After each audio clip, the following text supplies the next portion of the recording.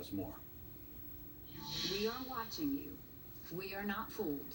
U.S. Ambassador Nikki Haley's warning to Venezuela's President Nicolas Maduro during an informal United Nations Security Council meeting last week was a welcome development for Venezuelans like Isaias Medina, a once senior UN diplomat. Medina quit in July, becoming one of the highest-ranking diplomats to quit from Maduro's government. What we need to understand is that the only way to stop this is through an international humanitarian intervention. Medina resigned to bring attention to the crises and ultimately take down his former boss. You have to make a choice.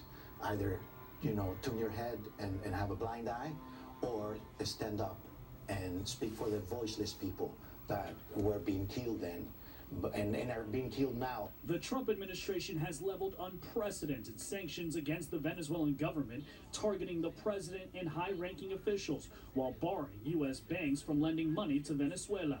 All this in response to President Maduro's tightening authoritarian grip amid an economy on the brink of default. On Tuesday, Venezuelan authorities detained the acting president and 5 vice presidents of Citgo, the state-owned oil company's U.S. subsidiary, for alleged corruption.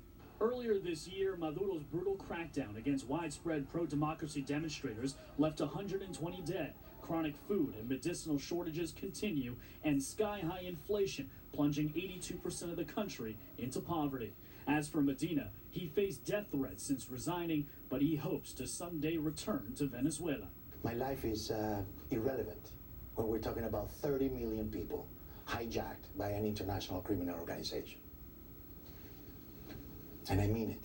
Isaias will present evidence of crimes against humanity by the Maduro regime at the Organization of American States later this month in D.C., as dissent from within Maduro's government grows and outside pressure builds. In New York, Brian Yennis, Fox News.